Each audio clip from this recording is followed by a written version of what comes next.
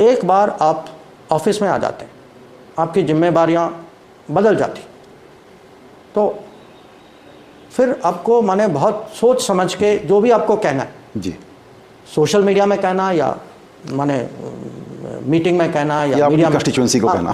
वहां पे मोइजू अलग से क्या कह रहा है? वो कह रहा है नहीं, इंडिया के सारे फौजी जो हैं वो 15 मार्च तक निकल जाएंगे। लेटेस्ट खबर क्या आई है दोस्तों? लेटेस्ट खबर ये आई है कि भारत के फौजी वहां से निकाले नहीं जाएंगे, 10 मई तक वो रिप्लेस हो जाएंगे। फिर वो जिसका एक टांग अपने बाहर हो, एक टांग अंदर हो, वो उसका इन्फ्लुएंस इतना नहीं रह जाता। हाँ, मैं तो चाहूंगा कि हम माने बहुत एक किस्म से मैच्योर तरीके से बैठें। अगर उनके यहाँ कुछ विषय हैं तो हमने कभी इसको मना नहीं किया और सोल्यूशन निकालें, क्योंकि अंत में हम पड़ोसी हैं। मुझे ऐसा लगता है कि भारत में किसी ना किसी ने यह फैसला लिया कि हमें 2 महीने और चाहिए, 2 महीने हमें और चाहिए, और 2 महीने जो हमें और चाहिए वो इस प्रकार से चाहिए कि 2 महीने जो एडिशनल मिलेंगे उसमें मोइजू को लुढ़का देंगे। At an interaction in Mumbai, S. Jaishankar said that at the end of the day, neighbors need each other and understandings are always formed. Listen to what he had to say. अगर ये कहा जाए कि this is complete Indian takeover, तो क्या ये गलत होगा? ये गलत नहीं होगा। इसकी वजह यह है कि इस वर्ल्ड को इंडिया ने टेक ओवर कर लिया है। When I say लुढ़का देंगे, मेरा वो मतलब नहीं जो आप समझ रहे हैं। मेरा ये मतलब है कि मोइजू को रिप्लेस कर देंगे, क्योंकि इतने ज्यादा वहां पे लोग इससे परेशान हो गए हैं। इंडिया आउट, इंडिया आउट आपने जोरों शोरों से करा ना, आपने एक माहौल बनाया ना। जय हिंद दोस्तों, जैसा कि आप लोग को पता है कि मोहम्मद मोइजू ने कहा था 15 मार्च तक भारत के जितने भी सैनिक हैं मालदीव में, वो मालदीव छोड़ के चले गए।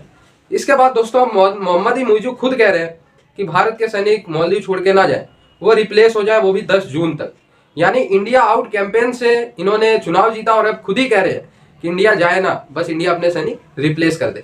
तो औकात कैसे दिखानी होती है और मालदीव जैसे तुच्छ देश, छोटे देश को, रेडिकल देश को घुटनों पे कैसे लाया जाता है, नमक हराम देश को घुटनों पे कैसे लाया जाता है, ये प्रधानमंत्री नरेंद्र मोदी जी ने और हमारी गवर्नमेंट ने बहुत अच्छे से बता दिया। ये पहला वाला भारत नहीं है कि हम मदद भी कर रहे हैं, ठीक है, अगर तुमने डांट दिया तो हम चले भी जाते हैं। अबे मदद तो हमने तुम्हारी मर्जी से तुम्हारी कर दी, लेकिन अब ये बात थोड़ी है कि मदद भी हम करें और डांट भी हम खाएं। ठीक है, तो भारत सरकार ने अभी सोचना है कि वो अपने 55 सैनिक को रिप्लेस करते हैं या नहीं करते हैं, वो भारत सरकार के ऊपर। ठीक है, लेकिन घुटनों पे आ गए। चाइना के साथ मिलकर सोच रहे थे, तुर्की के साथ मिलकर सोच रहे थे मालदीव के राष्ट्रपति मोइजू कि वो भारत को हैंडल कर लेंगे। अरे भाई, भारत इन सब देशों का मतलब क्या है वो आप लोगों को पता ही है। इस समय पूरी दुनिया में तेजी से अगर किसी देश की इकोनॉमी बढ़ रही है तो वो भारत की। $4 बिलियन का तो भारत ड्रोन खरीद रहा है सिर्फ, और 1 साल का बजट ही मालदीव का सिर्फ 5 बिलियन का। तो इसी से आप लोग समझ सकते हैं भारत की ताकत।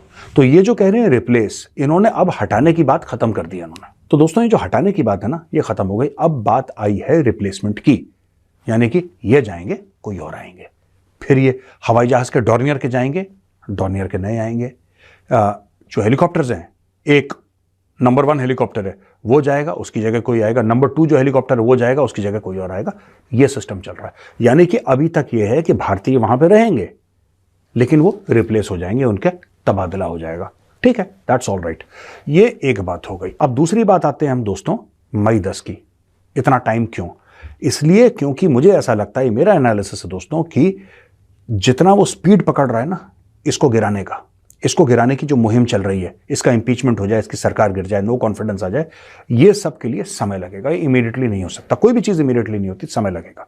और तब तक ऐसा हो जाएगा, माहौल इस तरीके से गर्म हो जाएगा वहां पे कि मालदीव्स के अंदर एक नया राष्ट्रपति आ जाएगा, एक नई सरकार हो जाएगी। देखिए, या तो ये मान ले, राइट, या तो ये मान ले। ये नहीं मानता तो कोई और मानेगा, मानना फिर पड़ेगा आपको। अब मैं आपको और छोटी सी बात बताता हूं। बजट में डेवलपमेंटल असिस्टेंस जो है वो भारत ने 50% मालदीव्स का और बढ़ा दिया, यानी कि 400 करोड़ था वो हो गया 600 करोड़। अब 400 करोड़ के एवज में भारत ने एक्चुअली पिछले साल जो स्पेंड करा था दोस्तों, पिछले बजट में, वो कुछ 700-750 करोड़ स्पेंड करा था भारत ने। India spent much more than the budgeted amount. तो उस हिसाब से तो थोड़ा कम ही है बजट जो एक्चुअल स्पेंड है, लेकिन बजट बढ़ा दिया है। तो हो सकता है कि अगर 600 करोड़ का बजट है तो इससे कहीं ज्यादा स्पेंड करे, हो सकता है 1000 करोड़ स्पेंड करे। दोस्तों फिर निर्मला सीतारमण जी का एक बयान आया है कि लक्षद्वीप को डेवलप करने के लिए अनइंटरप्टेड अटेंशन मिलेगा सेंटर का। यानी कि भारत ने ठान लिया है कि लक्षद्वीप को एक टॉप एंड टूरिस्ट डेस्टिनेशन बनाएंगे। और मैं कह रहा हूं लक्षद्वीप क्यों, अंडमान और निकोबार क्यों नहीं, उसको भी बनाइए, उसको भी बनाइए।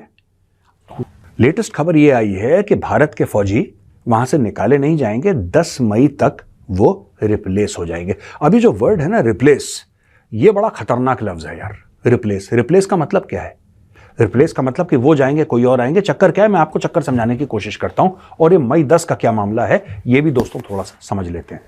दोस्तों स्टोरी कुछ इस प्रकार से है कि इसने मार्च 15 की डेडलाइन दी, अब ये मई 10 तक चली गई, यानी कि मार्च अप्रैल में लगभग 2 महीने और 2 महीने से 5 दिन कम कर लीजिए, लगभग 2 महीने भारत को और मिल गए। ये हो क्या रहा है? मुझे क्या लगता है, मुझे ऐसा लगता है कि भारत में किसी ना किसी ने यह फैसला लिया कि हमें 2 महीने और चाहिए, 2 महीने हमें और चाहिए।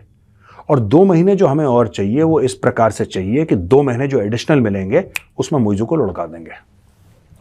व्हेन आई से लुढ़का देंगे, मेरा वो मतलब नहीं जो आप समझ रहे हैं, मेरा ये मतलब है कि मुइज़ू को रिप्लेस कर देंगे, क्योंकि इतने ज्यादा वहां पे लोग इससे परेशान हो गए हैं। इंडिया आउट, इंडिया आउट आपने जोरों शोरों से करा ना, आपने एक माहौल बनाया ना। जब माहौल बनाया, अच्छा इसको इतनी सीटें भी नहीं मिली माहौल बनाने के बाद, ऐसा नहीं है कि इसको मेजोरिटी मिली, ये भी टूटा फूटा कोएलिशन चला रहा है मुइज़ू। और मैं हूं इस प्रोग्राम की होस्ट आलिया। व्यूअर्स, अगर ये कहा जाए कि this is complete Indian tech over, तो क्या ये गलत होगा? ये गलत नहीं होगा। इसकी वजह यह है कि इस वर्ल्ड को इंडिया ने टेक ओवर कर लिया है। और ये जो मैं बात कर रही हूं कंप्लीट इंडियन टेक ओवर, ये क्या है? इस वक्त दुनिया की 25 to 30 big firms, big business and tech firms पर इंडिया की यूथ रूल कर रही है। इंडिया के नौजवान दुनिया की 25 से 30 बड़ी बिजनेस एंड टेक फर्म्स पर रूल कर रहे हैं।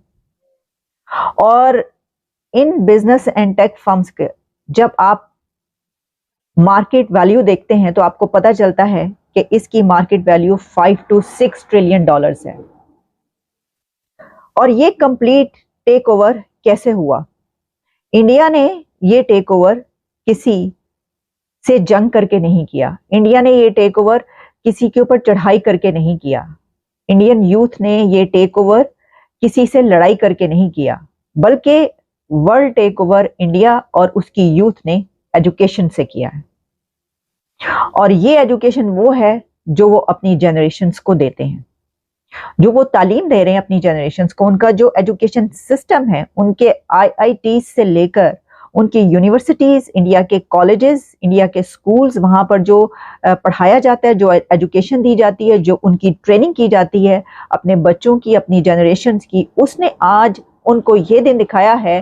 चंद नाम तो आपको पता होंगे, मैं आज आपको कुछ और नाम भी बताऊंगी। देखिए जरा इन फर्म्स की बात किए लेते हैं, देखते हैं कि ये कैसे कर दिखाया उन्होंने। मेरे सामने इस वक्त कुछ नाम मौजूद हैं और वो हमें ये बता रहे हैं कि ये जो इस वक्त फर्म्स काम कर रही हैं और बिजनेस जो दुनिया में हो रहा है उसको देख कौन रहा है? उसको देख तो जो CEOs उसको देख रहे हैं इस दुनिया के बिजनेस को, वो तो सबके सब इंडियन है। तो फिर ये कैसे नहीं होगा जो ये बात की जाती है कि हर जगह पर जो है वो इंडिया इंडिया हो रहा है, हर जगह पर भारत की बात की जा रही है। और पूरी दुनिया में जहां पर देखो जो है वो उनकी इतनी जबरदस्त स्ट्रॉन्ग लॉबी है। इंडिया की तो स्ट्रॉन्ग लॉबी की तो मतलब चर्चे हैं ना, हर तरफ चर्चे होते। तो दोस्तों जैसा कि आप लोगों ने मेजर आर्या साहब को सुना, उनके बातों से आप लोग समझ गए होंगे कि अब भारतीय सैनिक वहां पे रहने वाले हैं। और जो इंडिया आउट कैंपेन था, राष्ट्रपति जो मालदीव के राष्ट्रपति मोहम्मद मुइज़ू, जो कि रेडिकल टाइप के भी आदमी है, उनका बहुत बुरी तरीके से फेल हो गया। और एक तो इंडिया आउट कैंपेन के बाद भी उनको 50% सीटें भी मुश्किल से नहीं मिली थी।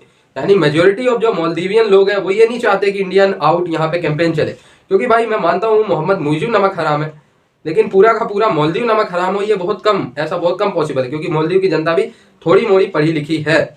और दोस्तों ऐसे टाइम पे भारतीय सेना ने मदद किया था, अगर वो मदद नहीं करते तो आज मालदीव नाम का कोई देश नक्शे पे होता ही नहीं, वो जगह किसी और नाम से होती।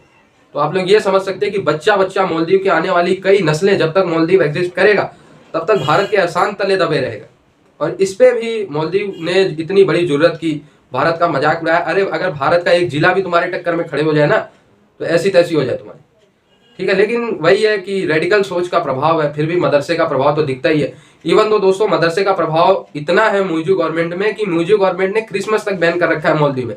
शायद ये बात आप लोग को पता हो, क्रिसमस बैन है। और योगा क्योंकि सनातन धर्म से जुड़ा हुआ है इसलिए मौलवी में योगा भी बंद है।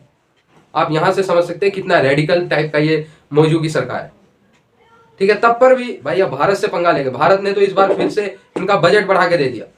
400 करोड़ का बजट प्रस्तावित था पिछली बार, इस बार 600 करोड़ का कर दिया, जैसा कि आर्या साहब ने आपको बताया होगा। फिर भी भारत इनको खुले दिल से, भाई वही है कि बाप बाप ही होता है, बेटा बाप के सामने कितना भी बोल ले, पोता है यार, ये तो क्या है, मौलवी भारत के सामने क्या है, मतलब कंपैरिजन में भी खड़ा नहीं हो सकता, आप सोचो। ठीक है, तो आई होप ये वीडियो आपको अच्छा लगा, जुड़े रहे ऐसी वीडियोस के लिए। तब तक के लिए धन्यवाद।